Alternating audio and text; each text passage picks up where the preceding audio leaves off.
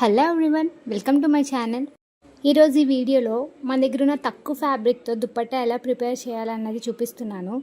దీనికోసం నేను లెంత్ వచ్చేసి 32 ఇంచెస్ తీసుకుంటున్నాను అండ్ విడ్త్ వచ్చేసి 18 ఇంచెస్ తీసుకుంటున్నాను.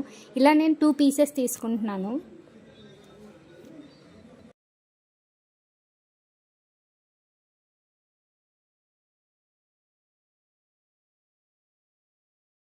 ఇప్పుడు నేను ఈ 2 పీసెస్ని bottom one right side and up side one వచ్చేసి రాంగ్ సైడ్ ప్లేస్ చేసి వీడియోలో చూపిస్తున్న విధంగా నేను అటాచ్ చేసుకుంటున్నాను.